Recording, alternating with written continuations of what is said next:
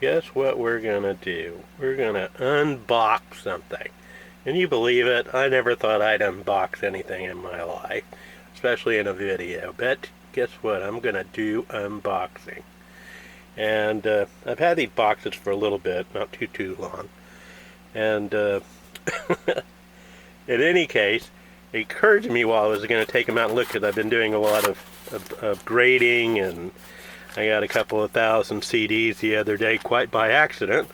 I buy these books, okay, and here's an example, I guess, would be a book, except I get them twice as big as this, and all different sizes, and there was about 20 of these kind, and smaller boxes like this, and they all had CDs in them, and about 600 of them were self-made, homemade, so I threw all those away, and about 600 of them were Mexican-American, Latin kind of CDs and CDs, and maybe they were printed in the United States, I don't know, but I recognize some of the names, like La Mafia, and they're pretty,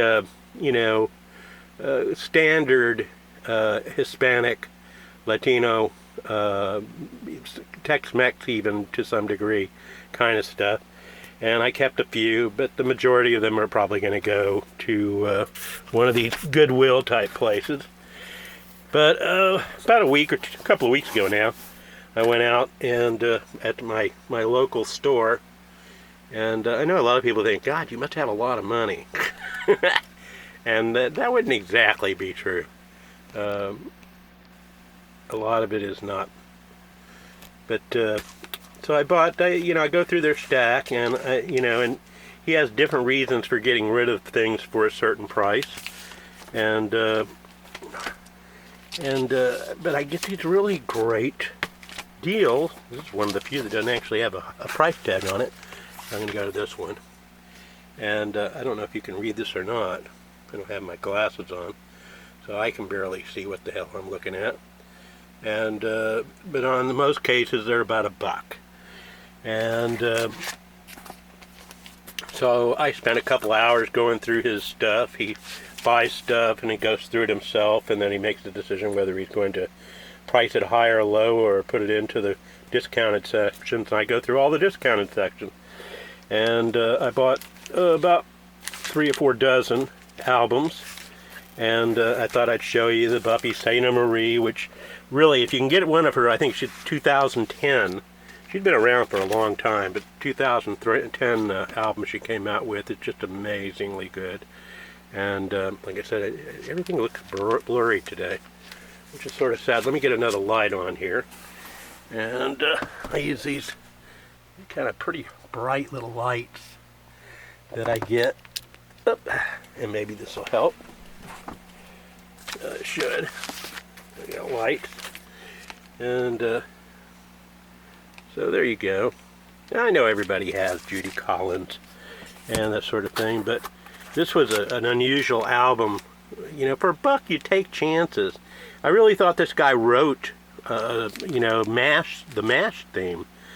He didn't, or at least I don't think he did. But it was an interesting, his name John Stanfer, and he's apparently from these parts, and who knows when he put that out. Grape Jam, which I got for $1, and it's not in great condition, but it's not in terrible condition either. I mean, I've kind of checked it out, and I still haven't played it, so I don't really know for a fact just exactly. I usually clean them first, but it's not too horrible, And I actually have another one of these J. Geils albums. Been getting all his Iron Butterfly. I have like 3 of his albums, which is pretty close to all of the albums that they ever put out in reality. Let's see if I can get this thing up, since I'm really close up. Get a little more out there. Ball. I'm just really quickly showing. And for another reason, I don't know why, but Moody Blues, it seemed like it was in good shape, so of course I purchased it. This is one of the ones that I was just all excited about, because mine is even in worse shape than this one. And although I don't know if it plays in worse shape or not, But I love this album. It's one of my favorites. One of the few that I kept from my very first collection, and I'm working on my fourth one now. I've always been a fan of James Gang, and of course, this is, I believe, their first album. Might have been, maybe not. I don't know. I don't know which ones came in what order anymore. Southside Johnny and the Ashbury Jukes, which are good friends with Bruce Springsteen, of course. Goes back to that and the Philly sound. Traffic. You know, I didn't realize or forgotten that these albums, there's two albums that they made, and both of them have these cutouts like that, which is sort of neat, I guess. I don't know why people hate Keith Jarrett so much these days, but they seem to hate Keith Jarrett. And I like Keith Jarrett until he just kind of became a little more snooty in the 70s, and his albums became extremely expensive as well, at least at that time and age. And you can even see my receipt here. Paid $35. And got another box. I'll put them all away. Really just wanted to take a quick look because I wanted to see how much more work I had to do. This is an album that I thought just really strange, and it was described to me as sort of a punk heavy metal band. And I looked them up, and it doesn't seem like they're... Here's my labels. I don't think I had any of the labels on that one, but I obviously started working on this. I don't know if you can see this or not, but I like the title a lot. You know, Lightning Motherfucker. So, you know, I can't help myself. Another Rita Coolidge album.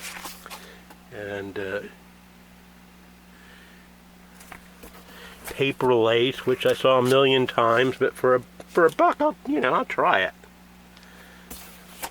Kid Creole and the Coconuts, that was another group I never really remember buying anything of theirs, but, for a buck, what are you going to do?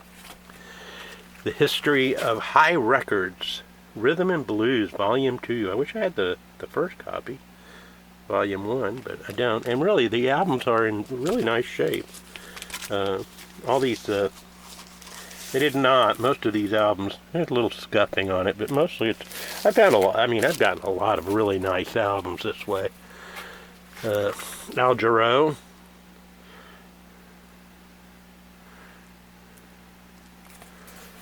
Al Damioli. I suddenly have 2 or 3 Al Damiolis. I think it's a double album. And the cover's in great shape. I don't know why he got rid of this. I think he just doesn't like jazz too much. And he goes pretty much by the Discog thing. So if the Discog thing doesn't really show very much value, I think he just wants to move it fast. This is one of the few albums I bought just because I love the cover. I just love the cover on this. It's kind of... I dig it. Gene Autry.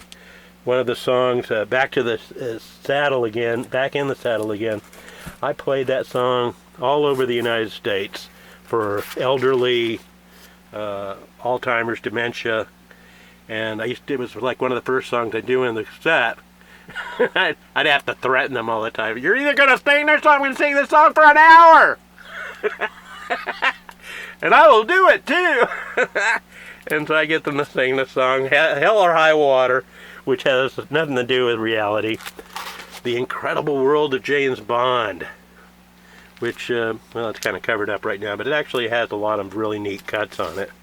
And apparently, even though I've never seen this cover, it could be a cover from, I don't know when, but it could be from out of the country as far as I know. I like the early 70s, late 60s Ricky Nelson albums. This has a couple of cuts from them and much of his early work. So I decided to buy that. It's a double album. Again, it only cost me $1. And then last but not least, Peter Frampton. And you're right. Like I say, it's kind of hard to get a good view of this stuff, but a lot of the album covers are sucky, but the albums themselves a lot of time are in beautiful shape. And he just won't sell that stuff in his regular stuff. He can't fix it, so he won't sell it. That's fine for me, because in my world, The album covers are secondary. I'm not trying to save these records for, historical purposes. I'm not trying to archive things for historical purposes. I'm not trying to save humanity. The fact is, I'm not trying to make any money on it in reality. If I was going to make any money, there's a lot of other things I can do. And, with my experience, I'd probably go back to work in the scrap business. Even at my age, a lot of junk men. So, but I wanted to give you a quick view of an unboxing of approximately 35 albums, about 3 dozen.